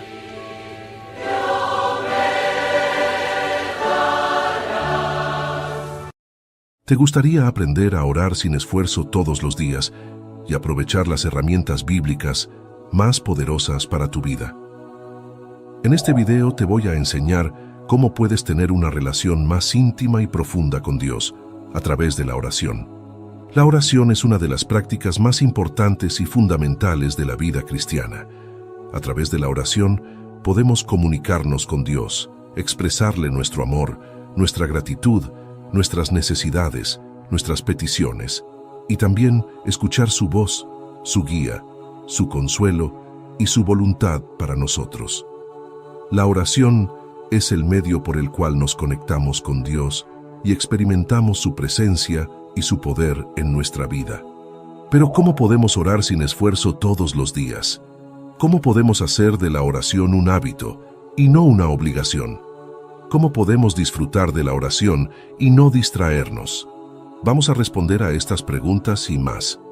Además, al final te voy a mostrar algunas claves y consejos que te ayudarán mucho a mejorar tu vida de oración. Comencemos. La primera clave para orar sin esfuerzo todos los días es entender que la oración no es una actividad, sino una actitud. Muchas veces pensamos que la oración es algo que hacemos en un momento y lugar específico, como por ejemplo en la mañana, en la noche o en la iglesia. Y eso está bien, pero la oración es mucho más que eso. La oración es una forma de vivir, una forma de estar en constante comunión con Dios en todo momento y lugar. La Biblia nos dice en 1 Tesalonicenses 5:17, orad sin cesar. Esto significa que podemos orar en cualquier situación, en cualquier circunstancia y en cualquier momento del día. Podemos orar mientras trabajamos, mientras estudiamos, mientras conducimos, mientras cocinamos, mientras nos duchamos, mientras hacemos ejercicio, mientras nos divertimos, mientras descansamos, y así sucesivamente. Podemos orar con palabras, con pensamientos, con gestos, con canciones, con silencios, con lágrimas, con risas, con abrazos, con besos y con cualquier forma de expresión que tengamos. Lo importante es que mantengamos nuestro corazón y nuestra mente conectados con Dios y que le hablemos y le escuchemos como a nuestro mejor amigo. Cuando entendemos que la oración es una actitud y no una actividad, se nos hace más fácil y natural orar sin esfuerzo todos los días. No tenemos que esperar a un momento o lugar especial para orar, sino que podemos hacerlo en cualquier momento y lugar. No tenemos que sentirnos culpables o frustrados si no podemos dedicarle mucho tiempo a la oración, sino que podemos aprovechar cada oportunidad que tengamos para orar. No tenemos que seguir un método o una fórmula para orar, sino que podemos hacerlo de la forma que más nos acomode y nos guste. Lo único que tenemos que hacer es estar conscientes de la presencia de Dios en nuestra vida y conversar con Él como lo haríamos con un amigo. Pero ¿cómo podemos estar conscientes de la presencia de Dios en nuestra vida? ¿Cómo podemos recordar que Dios está con nosotros y que quiere que le hablemos y le escuchemos? Aquí es donde entran en juego las herramientas bíblicas más poderosas para nuestra oración. Así que presta mucha atención a lo siguiente. Estas herramientas son recursos que Dios nos ha dado en su palabra para que podamos orar de una manera más efectiva y poderosa. Son las siguientes. Primero, la alabanza. Es la expresión de admiración y aprobación hacia Dios por su grandeza, su bondad y sus obras. La alabanza reconoce la gloria de Dios en sí misma y la ensalza. La alabanza es una forma de adorar a Dios y de honrar su nombre. La alabanza puede ser individual o colectiva, verbal o musical, espontánea o litúrgica. Un ejemplo de alabanza es el Salmo 150, que dice: Alabad a Dios en su santuario, alabadle en el firmamento de su poder, alabadle por sus proezas, alabadle conforme a la muchedumbre de su grandeza, alabadle a son de bocina, alabadle con salterio y arpa. Todo lo que respira alabe a Jehová. Aleluya. Salmo 150, 1-6. Este salmo nos invita a alabar a Dios con todo nuestro ser y con diversos instrumentos musicales por sus maravillosas obras y su majestad. El salmo termina con una exclamación de alegría y de triunfo. Aleluya, que significa alabad a Yahvé. Segundo, la acción de gracias. Es la conciencia de los dones que Dios nos ha dado y la respuesta de gratitud que le ofrecemos. La acción de gracias es proporcional a la sensibilidad de esa conciencia de la gratuidad. Cuanto más conciencia tengamos de que vivimos de la gracia, más espontáneamente brota la acción de gracias. La acción de gracias es una forma de reconocer la bondad y la generosidad de Dios y de expresar nuestra alegría y nuestra satisfacción. La acción de gracias puede ser por motivos generales o específicos, por beneficios pasados, presentes o futuros, por nosotros mismos o por los demás. Un ejemplo de acción de gracias es el de Pablo, que dice: Doy gracias a mi Dios siempre que me acuerdo de vosotros, siempre en todas mis oraciones, rogando con gozo por todos vosotros, por vuestra participación en el Evangelio desde el primer día hasta ahora. Filipenses 1:3-5. Pablo agradece a Dios por los hermanos de la iglesia de Filipos, por su comunión y colaboración en la obra del Señor. Pablo también expresa su confianza en que Dios completará la obra que ha comenzado en ellos. Tercero, la confesión. Es el reconocimiento de nuestros pecados ante Dios y el arrepentimiento sincero de los mismos. La confesión implica también el propósito de enmienda y la disposición a recibir el perdón de Dios y la reconciliación con Él y con los demás. La confesión es una forma de humillarnos ante Dios y de admitir nuestra culpa y nuestra necesidad de su gracia. La confesión puede ser personal o comunitaria, privada o pública, general o específica, ocasional o periódica. Un ejemplo de confesión es el del salmista que dice: Ten piedad de mí, oh Dios, conforme a tu misericordia, conforme a la multitud de tus piedades, borra mis rebeliones. lávame más y más de mi maldad, y límpiame de mi pecado. Porque yo reconozco mis rebeliones, y mi pecado está siempre delante de mí. Contra ti solo he pecado, y he hecho lo malo delante de tus ojos. Salmo 51, 1, 4. El salmista se humilla ante Dios y confiesa su culpa, pidiendo su compasión y su limpieza. El salmista también reconoce que su pecado es contra Dios y que solo Él puede perdonarlo y restaurarlo. Cuarto, la petición. Es la expresión de nuestras necesidades y deseos ante Dios, confiando en su poder y su voluntad para concederlos. La petición reconoce nuestra dependencia de Dios y nuestra confianza en su amor. La petición es una forma de acercarnos a Dios y de pedirle su ayuda y su provisión. La petición puede ser por asuntos materiales o espirituales, por nosotros mismos o por los demás, por situaciones presentes o futuras, por necesidades urgentes o permanentes. Un ejemplo de petición es el de Jesús, que dice: Padre, si quieres, pasa de mí esta copa, pero no se haga mi voluntad, sino la tuya. Lucas 22:42. Jesús pide a su Padre que le libre del sufrimiento de la cruz, pero al mismo tiempo se somete a su plan y su propósito. Jesús también nos enseña a pedir en el Padre Nuestro, que incluye varias peticiones como el pan de cada día, el perdón de los pecados, la liberación del mal, etc. Quinto, la intercesión. Es la oración que hacemos por otras personas, presentando sus necesidades y sus causas ante Dios. La intercesión es una forma de amor al prójimo y de participación en la obra de Dios. La intercesión es una forma de solidarizarnos con los que sufren y de apoyarlos con nuestra oración. La intercesión puede ser por personas conocidas o desconocidas, por amigos o enemigos, por creyentes o incrédulos, por líderes o súbditos, por vivos o muertos. Un ejemplo de intercesión es el de Abraham, que dice: ¿Destruirás también al justo con el impío?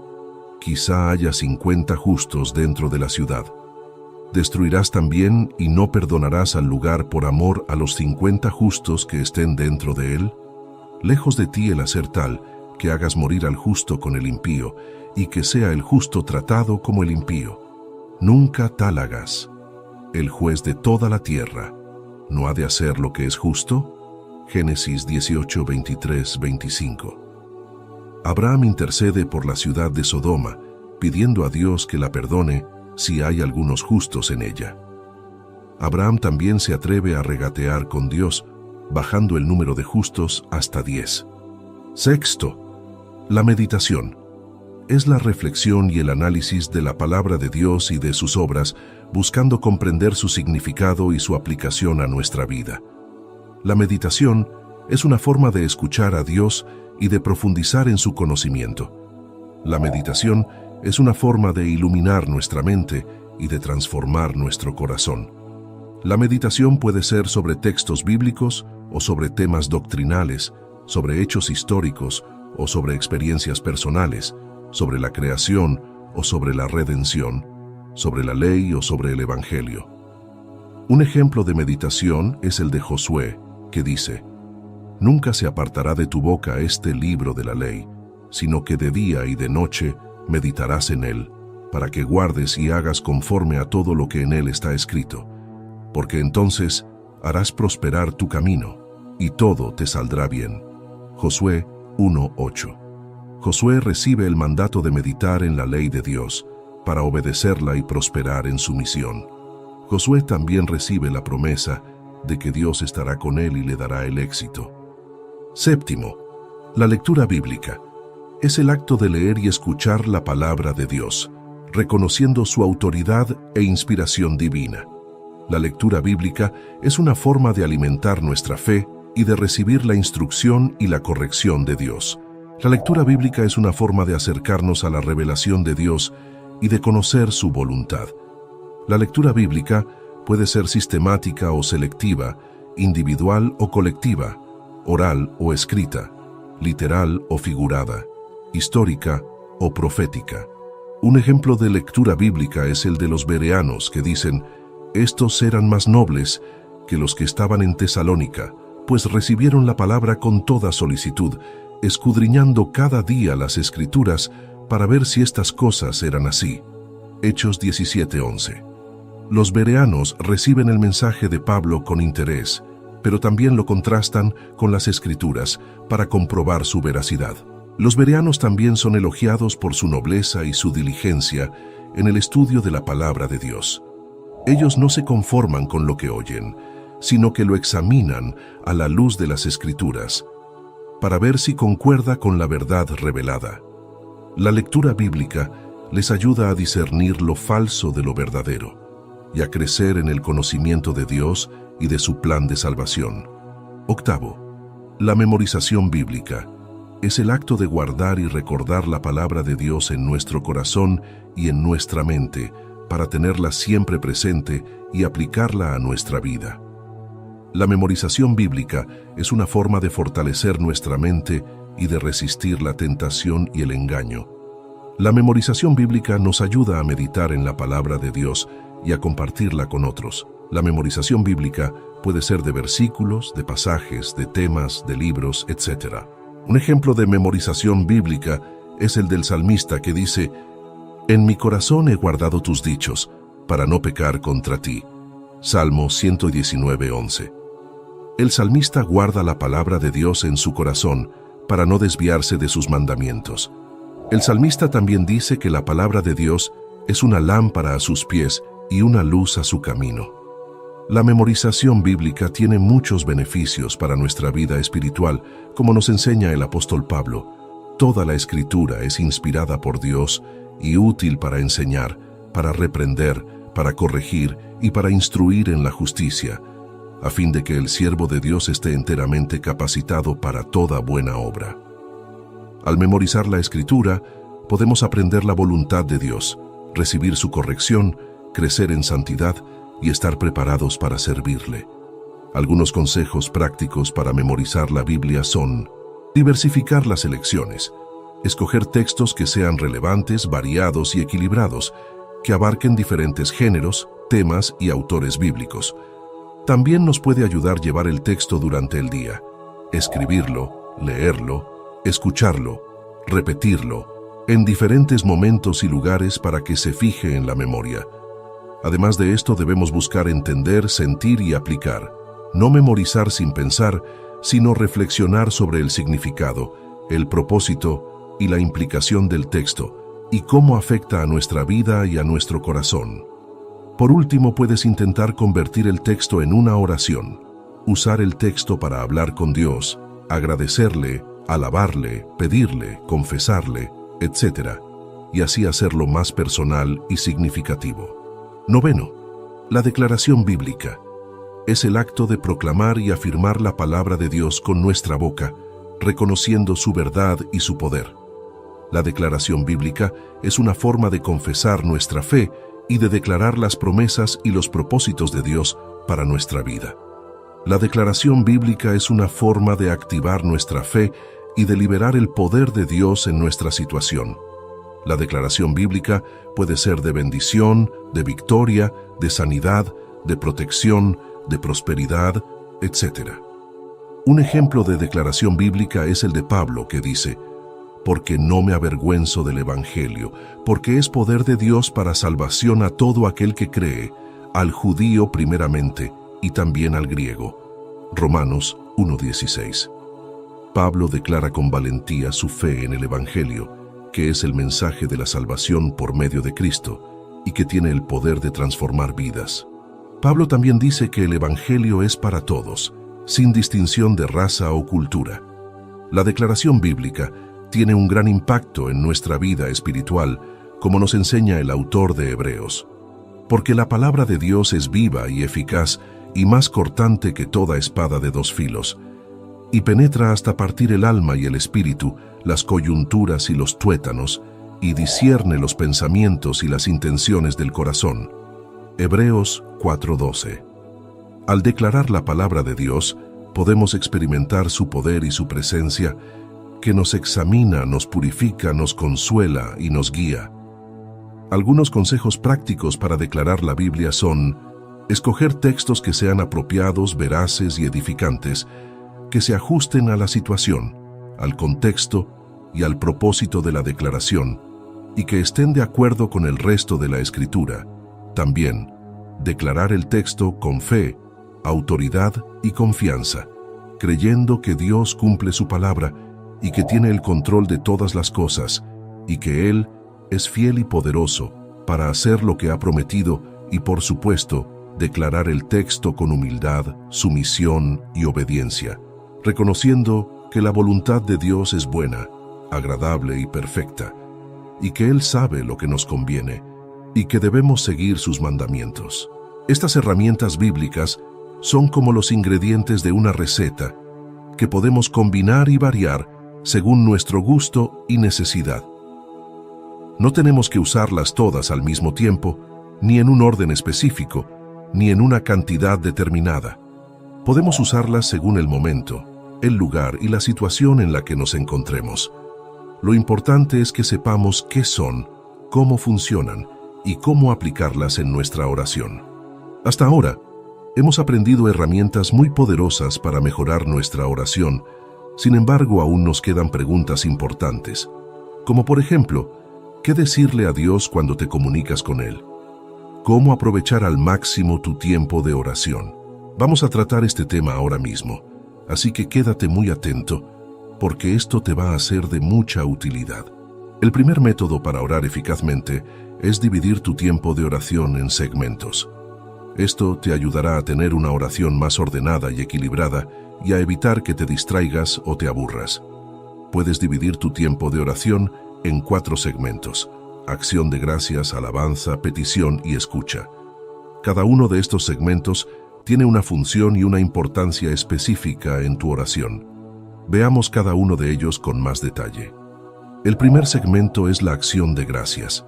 Este es el momento en el que le agradeces a Dios por todo lo que ha hecho por ti, por todo lo que te ha dado y por todo lo que es. La acción de gracias es una forma de reconocer la bondad y la fidelidad de Dios en tu vida y de expresarle tu gratitud y tu amor.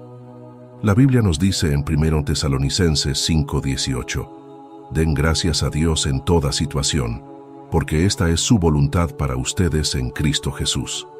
Al dar gracias a Dios, también te llenas de alegría y de paz, y te preparas para recibir más bendiciones de su parte. El segundo segmento es la alabanza. Este es el momento en el que le dices a Dios cuán grande y maravilloso es, y cuánto lo admiras y lo respetas. La alabanza es una forma de exaltar y glorificar el nombre de Dios y de reconocer su poder y su soberanía sobre todas las cosas. La Biblia nos dice en Salmos 156 que todo lo que respira, alabe al Señor. Al alabar a Dios, también te acercas más a Él y entras en su presencia y en su intimidad. El tercer segmento es la petición. Este es el momento en el que le pides a Dios por tus necesidades, tus deseos, tus sueños y también por los de otras personas.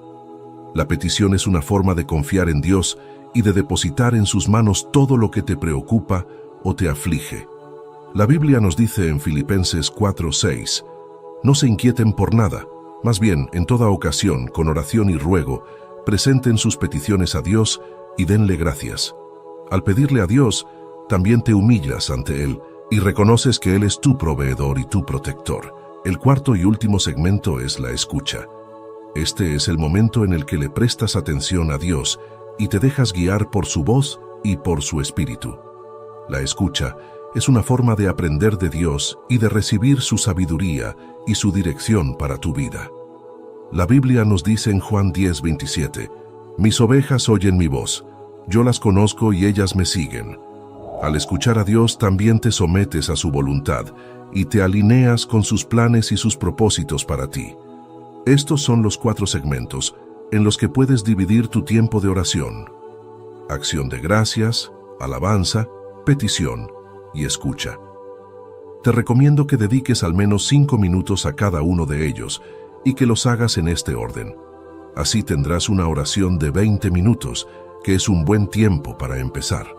Luego puedes ir aumentando el tiempo según tu disponibilidad y tu deseo. Lo importante es que seas constante y disciplinado en tu oración y que la hagas todos los días. Ahora bien, llegamos a una parte muy importante del video. Te voy a revelar cómo escuchar la voz de Dios en tu oración, cómo saber si lo que oyes es de Dios o no, cómo distinguir entre la voz de Dios, la voz de tu mente y la voz del enemigo. Esto es lo que te voy a contar a continuación, así que presta mucha atención. Para escuchar la voz de Dios en tu oración, necesitas 3 cosas: silencio, fe y discernimiento. Veamos cada una de ellas. El silencio es la condición para poder escuchar a Dios. Si tu mente está llena de ruido, de distracciones, de preocupaciones o de pensamientos negativos, no podrás oír lo que Dios te quiere decir. Por eso, necesitas buscar un lugar tranquilo y apartado, donde puedas estar a solas con Dios y donde puedas enfocar tu atención en Él. También necesitas silenciar tu propia voz y dejar de hablar por un momento para darle espacio a Dios para que te hable. La Biblia nos dice en Salmos 46:10, «Quédense quietos, reconozcan que yo soy Dios». Al hacer silencio, también te abres a la acción y a la inspiración del Espíritu Santo, que es el que te revela la verdad de Dios. En segunda instancia tenemos la fe. La fe es la actitud para poder escuchar a Dios. Si no crees que Dios te puede hablar, o que te quiere hablar, o que te está hablando, no podrás oír lo que Dios te quiere decir. Por eso, necesitas tener fe y confianza en que Dios se comunica contigo y en que Él tiene algo que decirte. También necesitas tener fe y confianza en que tú puedes escuchar a Dios y en que Él te ha dado la capacidad de oír su voz. La Biblia nos dice en Hebreos 11:6, «Sin fe es imposible agradar a Dios, ya que cualquiera que se acerca a Dios tiene que creer que Él existe y que recompensa a quienes lo buscan». Y por último, el discernimiento. El discernimiento es la habilidad para poder escuchar a Dios. Si no sabes cómo reconocer la voz de Dios o cómo diferenciarla de otras voces, no podrás oír lo que Dios te quiere decir. Por eso, necesitas desarrollar el discernimiento, que es la capacidad de juzgar y de evaluar lo que oyes, según la palabra de Dios y según el fruto que produce. La Biblia nos dice en 1 Juan 4:1, «Queridos hermanos, no crean a cualquiera que pretenda estar inspirado por el Espíritu, sino sométanlo a prueba para ver si es de Dios». Al discernir, también te aseguras de que lo que oyes es de Dios, y no de tu mente o del enemigo. Estas son las 3 cosas que necesitas para escuchar la voz de Dios en tu oración: silencio, fe y discernimiento. Te invito a que las practiques y las apliques en tu vida, y verás cómo tu oración se transforma y se enriquece. Verás cómo Dios te habla, te enseña, te corrige, te consuela, te anima, te bendice y te revela su voluntad para ti. Verás cómo tu relación con Dios se fortalece y se profundiza, y cómo tu vida se llena de su presencia y de su amor. Estamos llegando al final del video.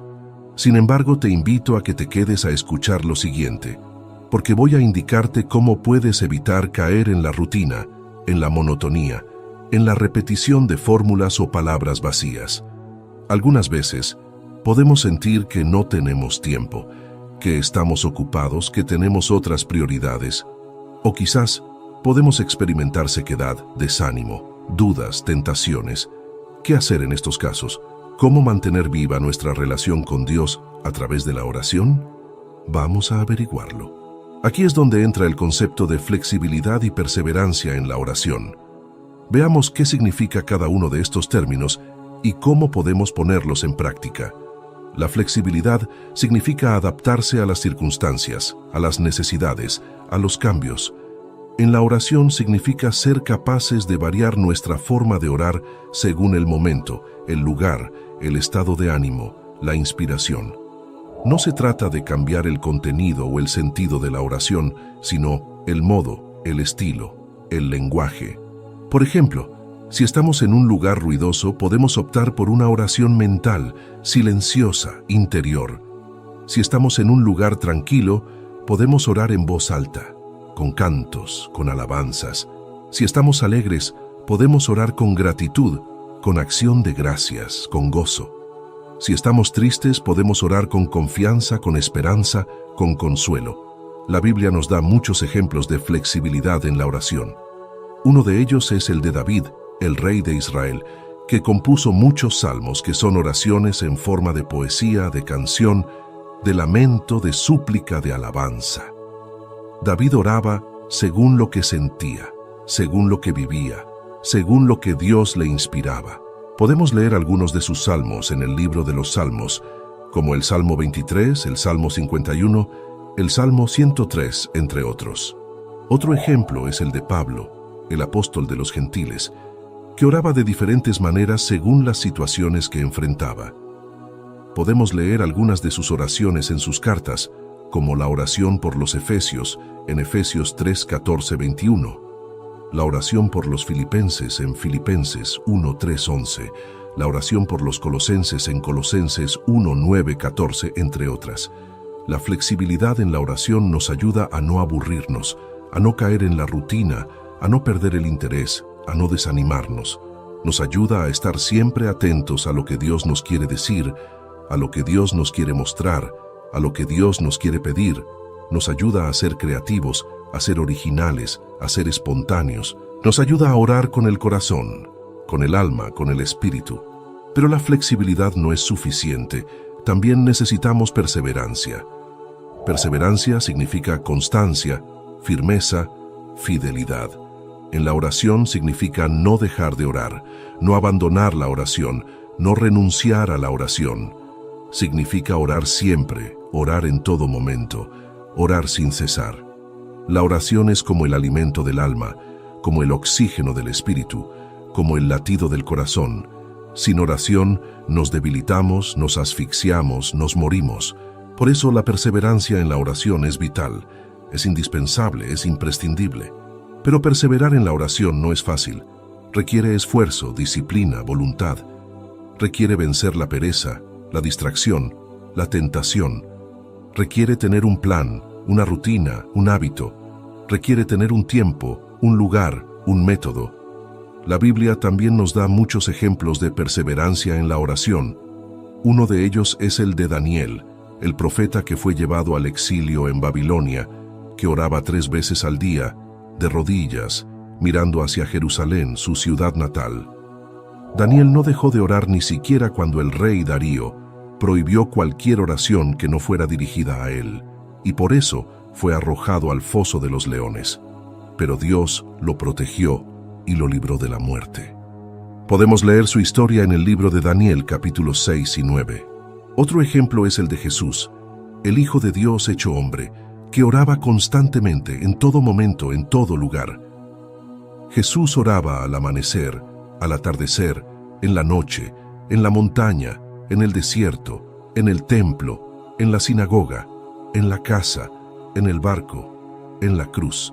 Jesús oraba con sus discípulos, con sus amigos, con los enfermos, con los pecadores, con los niños, con su Padre. Podemos leer sus oraciones en los Evangelios, como la oración del Padre Nuestro en Mateo 6, 9, 13, la oración en el huerto de Getsemaní, en Mateo 26, 36, 46, la oración en la cruz en Lucas 23, 34, 46, entre otras.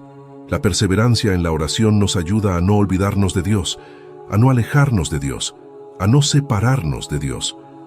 Nos ayuda a estar siempre unidos a Dios, a estar siempre en comunión con Dios, a estar siempre en sintonía con Dios. Nos ayuda a crecer en la fe, en la esperanza, en el amor. Nos ayuda a orar con confianza, con humildad, con obediencia. Hemos llegado al final de este video. Espero que te haya gustado y te haya parecido útil. Si quieres, puedes compartirlo con amigos y familiares para que ellos también mejoren su oración. Recuerda que la oración es el camino que nos lleva a Dios, el puente que nos une a Dios, el abrazo que nos acerca a Dios. Así que no dejes de orar con amor y aplicando las herramientas que te he compartido.